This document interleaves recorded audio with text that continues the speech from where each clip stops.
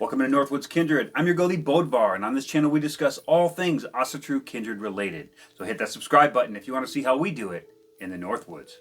Now, today we're going to talk about our Yule traditions. Some are modified historic traditions, some are just family traditions, and some are Kindred UPGs.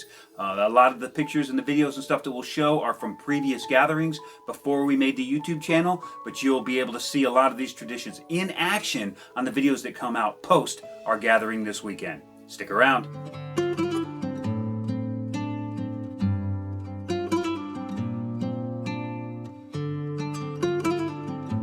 So the first tradition we have always and without fail is we polish up all our ritual gear. If you've been around this channel for a while, you know that our ritual gear is made of brass, bronze, and copper for the most part, with some little wood or other bone or antler accoutrements added to it. But brass, bronze, and copper is like the real staple of our gear, and we polish it up and get it really blingy and shiny, and to us it signifies a new beginning for a new year. We get over the old, get rid of the old baggage, we have new friends, new endeavors, new challenges, all kinds of just new things. So our gear is new to reflect that. And on a side note, if it doesn't need to be polished, we probably didn't use it enough this year. Now, being that we're heathen and our kids grew up in public schools, we keep a lot of the old Christmas traditions because most of them were lifted from us or borrowed from us anyway. So some of that is we decorate for the season. Not so much outdoors, but we do a lot of decorating indoors where people gather, because this is, a festival of gathering of tribes, of family, of kinship. This is the gathering for that. So we decorate in the places where we will gather, but not necessarily for the neighborhood to look at because it's none of their business. So we set up a tree and we decorate it accordingly, with the season and with a lot of decorations that we've had for many, many years that have moved around with us through time. And we also hang garnish and decorations and colored lights and seasonal stuff. Lots of good Yule laying around our living spaces, but none of the Merry Christmas or Santa Claus type stuff that you're kind of accustomed to seeing this time of year. We discard that in favor of a more heathen, more natural decoration style. One of our favorite traditions that we've done for many, many years, the kids love it, is that we hang 2 stockings on the outside of the door for Thor's goats. It's just kind of a thing. We pack them full of straw and alfalfa and just some sort of a snack for the goats. And when the kids were little, we would go out in the morning, we would remove all of that so they would think that Thor's goats visited and got their snack. Sort of akin to the old leaving milk and cookies out for Santa Claus. It's just our heathen version of it.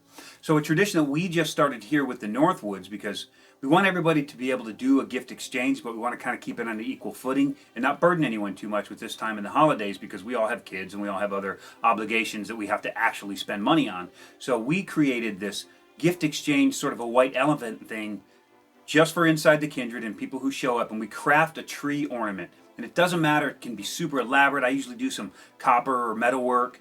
Skogel does some cool leather stuff generally.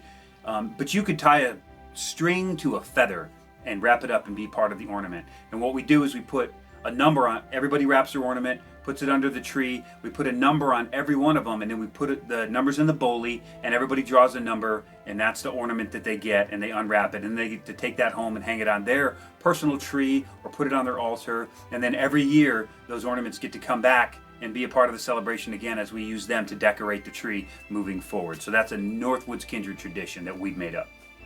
Now with the ornaments, there's no rules, so it can be handmade, it can be as simple or as elaborate as you want it to be. It can be purchased, it can be something passed down. You could even re-gift an ornament from the previous year if that's what you need to do. There are no rules to it, and it's about being fun and having a gift exchange without burdening anyone in these really, really hard times. Now there's many, many of traditions surrounding the Yule log, and we tend to not go too deep into it. We do craft a Yule log, which is we'll generally find a nice, a properly suited log that even the little ones can hold, and we'll decorate it and craft it up, and it'll generally be on display for the gathering. And then after Summel on ritual day, then we'll generally pass that around after Summel, and everybody will make wishes for the future, and then we'll take that out to the bonfire and burn it and send those wishes on the smoke to the gods. Now, That's partially traditional, and there's a whole lot of other traditions and UPGs that go along with it.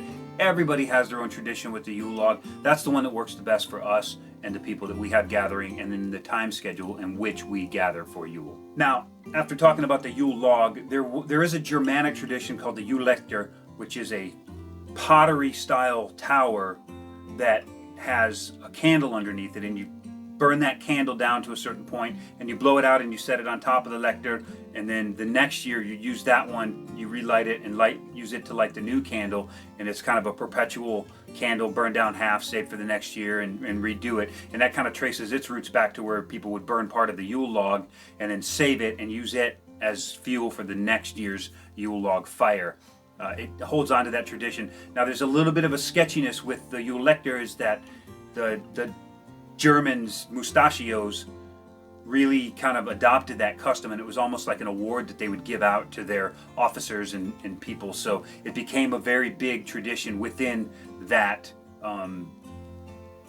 mustache Germany time frame. So a lot of people just completely avoid it. I understand if you do. We don't use the yuletide because we have bonfires and we have that, but apartment dwellers and living in the city and that kind of a stuff, it is a good tradition. It is a wholesome, natural, old tradition, just one more that got perverted by the nasties. Nothing we can do about that. So one tradition that we started when we started in with the Gallahorn Kindred is that we craft a sun wheel. Now we do it out of straw, but you can do it out of sticks or pine needles, or make it small, make it big, whatever you have space for. But we do a fairly large one, and it's just a circle with a cross in it. And it signifies the turning of the wheel, the turning of the year, and the return of the sun when we light it ablaze. It is historic. There are some traditions surrounding it that vary from anywhere from Scandinavia all the way to northern Germany.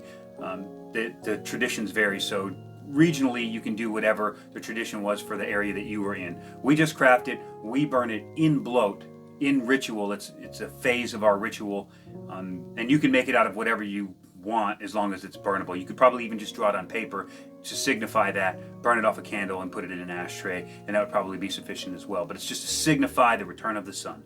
So another great tradition that we have is years ago I made this Mjolnir cookie cutter.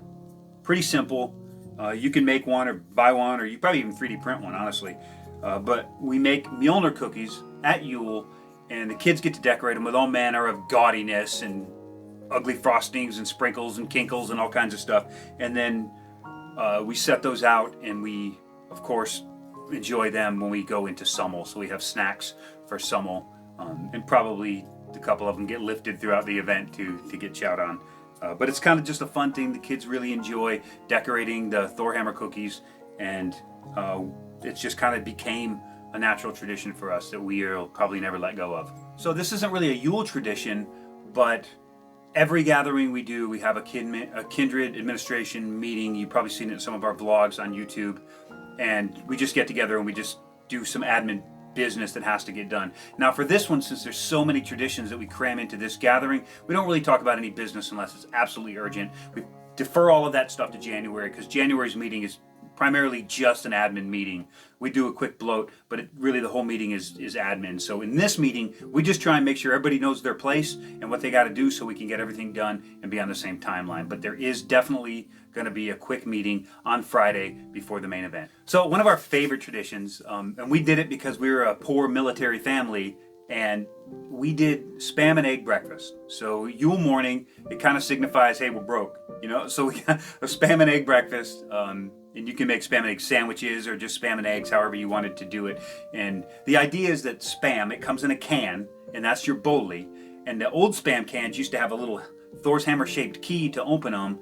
And then, of course, it's ham feast. So it's essentially a ritual in a can. You have a bowlie, you have a hammer, and you have a ham feast. And that idea came from the early days of the Asatru Alliance, when we were a member of an alliance Kindred. That was one of the things they did at the Asatru Alliance All Thing gatherings, was a spam and egg breakfast on the Sunday after the All Thing, where everybody would start packing up to leave. That spam and egg breakfast was sort of a staple, and we adopted it for our Yule morning to signify that we're broke. Another basic tradition that doesn't necessarily reflect Yule, but is something we do every time, is the day prior to a gathering is they clean up, chopping and stacking firewood, decorating the vey for whatever the seasonal celebration is, and any other work that we have to do around there to make this space beautiful and celebrate the event of the season. So that's a pretty standard practice for all of our gatherings, but on Yule it kind of takes a special turn because we're actually decorating the trees and we've got a lot of snow to move and that kind of stuff, so it takes a little bit more effort than generally. Also, this is the time where we can make sure that in our vey, the bird feeders are full. We have water out for the squirrels and the chipmunks, as well as some, nuts and scatterings of little treats for them as well. We tend to keep the animals in and around our vey fed. It keeps the wives happy, and it keeps the vey alive with species, even when we're not out there actually doing ritual. Venturing into the main event, we do our bloat to Þórr. Now, I understand that lots of people have a lot of different UPGs and traditions. Some people dedicate this holiday to Odin and the wild hunt, some to Þórr, some to Baldur because it's the return of the sun. It really doesn't matter. I think the idea is that you get in touch with the parts of nature and the season and the event that mean the most to you, and then make your rituals according to that. Now, we bloat to Þórr because Þórr is a friend of man. Þórr is a patron of a couple of members of this kindred, but he's also there that he's always been known throughout the lore to be maybe a little hot-headed, but always helpful, always useful to mankind. And being the son of Odin, and we're celebrating the return of the sun, it seems appropriate that we would celebrate Þórr. And the red beard and the big jolly guy being pulled around by two goats kind of really seems symbolic of the season for what we've grown up with and a lot of what we've left behind. So Þórr seems appropriate to us, and we generally bloat with beer to Þórr, a good beer. Now, we try to brew it ourselves, but sometimes we don't have time. We don't have time this year, so we bought a really good, expensive beer, and that's what we'll give to Þórr for this holiday. And now there's a UPG where people say, Þórr likes Red Bulls, or Þórr likes Monsters, or Þórr likes, whatever, spiced apple cider. That's all UPG, but the way that that's kind of developed is, in our case, we've bloated with mead, and we've bloated with wine, and we have bloated with beer, and it just seems like we get a better, more positive result with Þórr when we give him beer. So we try to give Þórr beer and the other gods the appropriate beverage for their taste, or the appropriate offering for their taste. But this time of year, for us, really good beer and a bloat to Þórr and a sun wheel in that bloat. The next tradition is a holdover from my family, from the Jacobson side of my family. We would do during Thanksgiving here in America, we would do butter making. We would always make our own butter, and it's pretty simple no matter where you live. You get a carton of heavy whipping cream, you put it in a mason jar, leave a little headspace, throw in a couple of pinches of salt, and then you just shake it. Keep it cold, shake it. Put it back in the fridge if you have to, get it nice and cold, pass it around. Everybody gives it a couple of shakes, and you just keep shaking, and eventually you'll end up with a clump of butter and a whole bunch of buttermilk. You can give the buttermilk to the cats, you can use it to make biscuits, you can pour it down the drain, you can use it for a bloat. Doesn't really matter, but that butter is some of the best butter, and it's made by the people who are there. So you all get to experience that level of craftsmanship and a little bit of old world life. Because I'm pretty sure back in the day, they would have made their own butter to butter their bread. Now, another tradition we have here for our gatherings, which we do at most every gathering unless it's like real informal, is we do gratitude. So once the feast is laid out and we're looking at this just amazing bounty that everybody contributed, we pass a little stone, and the stone says gratitude. And you basically, when it's your turn to speak, you're the only one talking, and you just give something that you're grateful for, and then you pass the stone on. And it really sets a mood where when we sit down to eat, we sit down with an attitude of gratitude, and any other issues or conflicts or conversations about stuff that happened this week, all of that's gone. We just got to get a big, heavy dose of happiness and gratitude before we sit down to consume this amazing feast. Now, before gratitude happens, we bless the feast. That's part of the ritual, and we set out a God's plate. Now, we call it a God's plate, but it's really to the house vetter and the land vetter. But we set out a plate, and we cut out a small portion of every single thing that's out there on the feast. And then later on, as we're eating Þór's hammer cookies or any other snacks that we might have, we add little bits of that to the God's plate throughout the evening, and it usually sits out overnight. Maybe the cat will come chew on it a little bit, and then in the morning, any parts that can go to the animals go to the animals. Any parts that might be dangerous to them get thrown away, but generally everything can, if it can't go to the cats and dogs, it can go to the chickens. So we put that to good use after the essence of the sacrifice has already been made, and the whites get what they want. Of course, feasting is a huge part of this ritual, and we tend to stick to the old tradition of having pig. So we have either a ham or a pork roast or something as the main centerpiece, and then all the other accoutrements that go with that, and make it a feast. The way we do it is we lay out one long table. Everybody eats at the table. It's completely covered. It's one big long board, and everybody sits there. But we'll stand up, and then you just start filling your plate, and we'll work in a big round robin around the whole table. By the time you get back to your seat, you've had access to every piece on the table. We can sit down, we can eat, and then if you want somebody to pass you something, it's a lot less hands going around over all the food. And it's kind of neat that everybody's kind of shuffling around and just trying to pile as much on as the line moves faster and faster. It's just kind of a fun tradition that we adopted for these larger feasts. A lot of fun, everybody enjoys it, and everybody gets their meal quick, and they're in action, chowing down. So if you read a little bit about Yule feast, Yule customs, there's always this custom of an atonement bore that they speak of. And they say that the atonement bore was let out and vows were made to fray.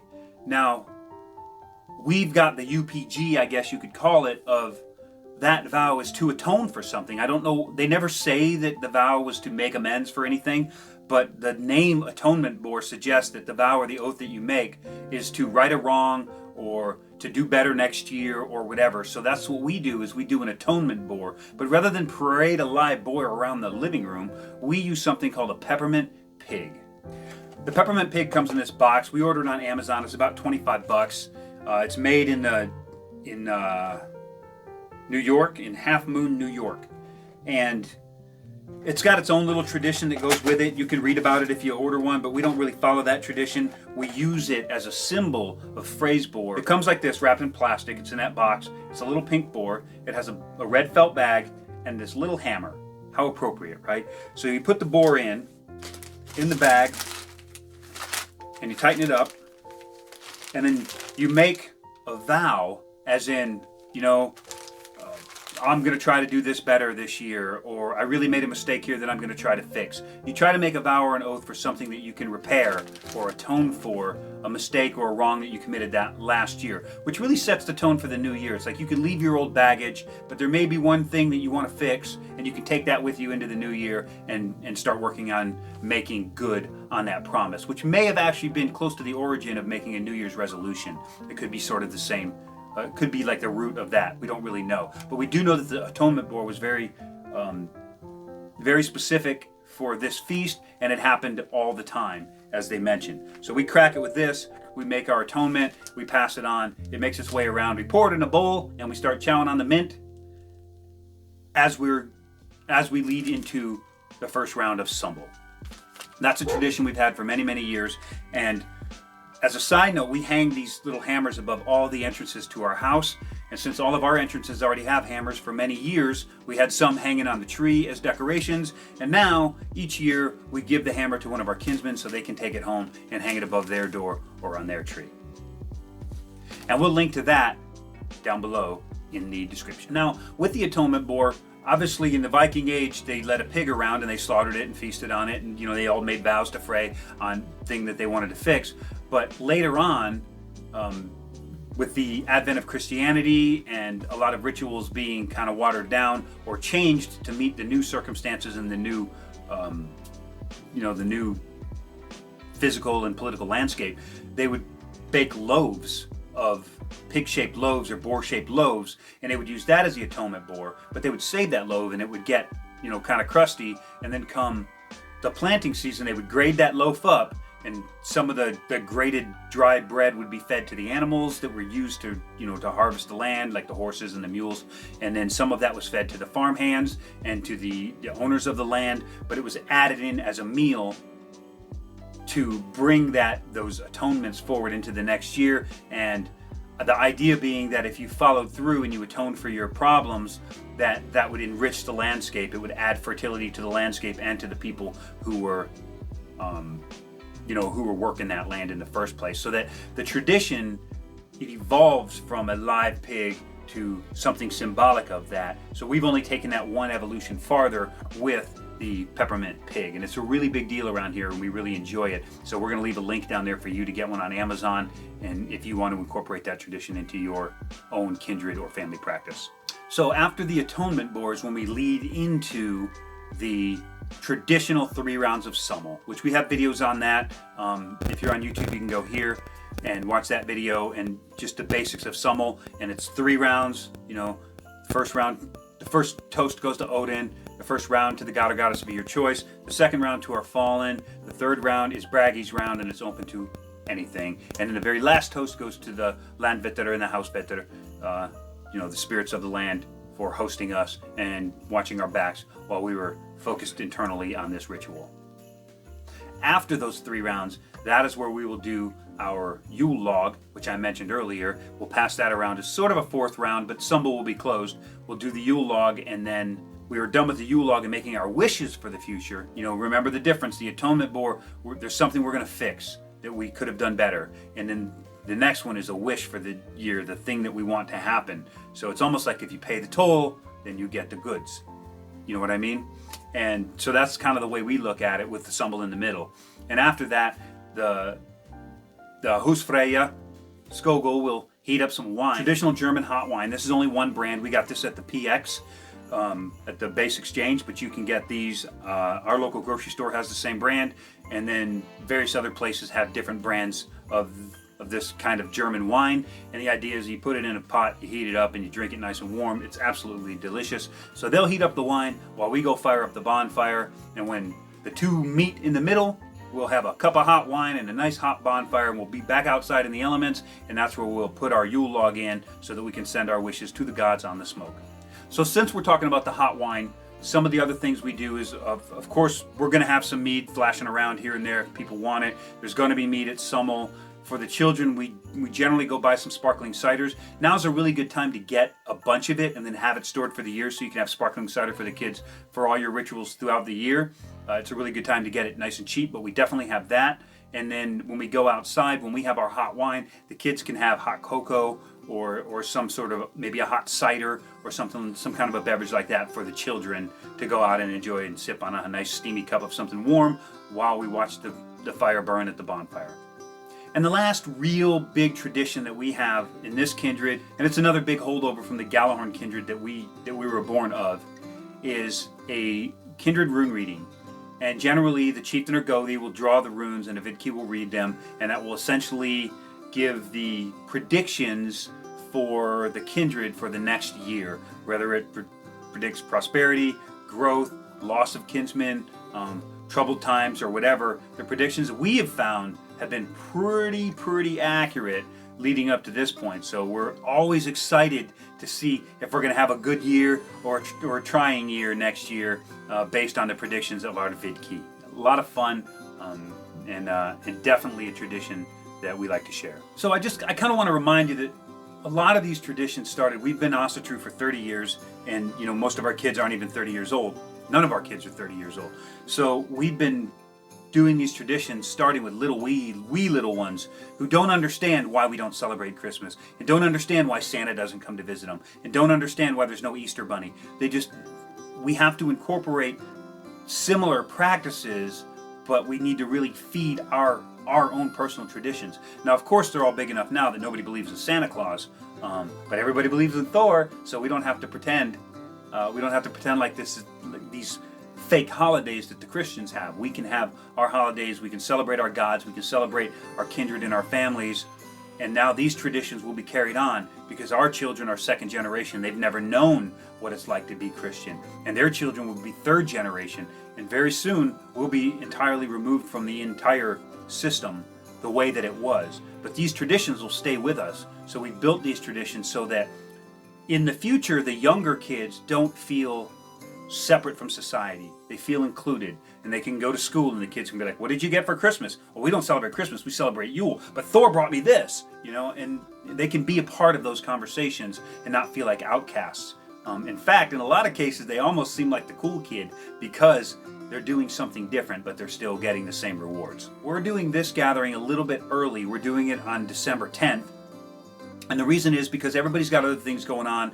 Everybody is one way or another connected to a Christian, and so they're going to have family gatherings and stuff like that. And we don't want to interfere with that, so we wanted to do ours a little bit early. We're not so bound by the celestial year as our ancestors were. The seasons don't necessarily dictate how we get together, although we try to stick to those as closely as we can, but we have to make room for today's world and today's living. Knowing that we are going to be recording the gathering, and all these things that I've talked about, you're going to see bits and pieces of them. I just thought that it's better to just kind of sit down here, do this little talking head thing, and explain what all of these were, so that you can watch the videos that come out after our gathering and really enjoy them for the moments that they are, and not wonder what we're doing or why we're doing it, or if it's historic or if it's UPG. So now you really got a good situational awareness for the next batch of videos that come out showing our entire Yule celebration with our kinsmen and our family.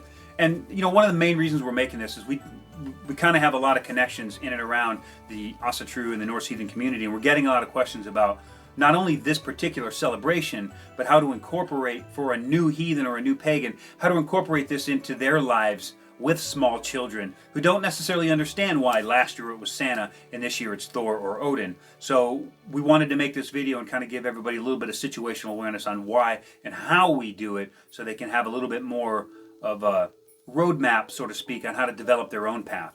You don't have to do it our way. Our way isn't necessarily right for you, but it's right for us. So if you see something that feels about right for you, go ahead and take it, run with it, make it your own, adopt it to your family traditions and your circumstance, and 5, 10, 20, 30 years down the road, you'll have a tradition that's rooted in history that you will absolutely love to share with people that come into your life. I hope you enjoyed this quick video on our Yule celebration and our Yule practices. I hope that it brings you a little bit of joy, and may all of your oaths be fulfilled and all of your dreams come true in the new year. Þórr viki, my friends.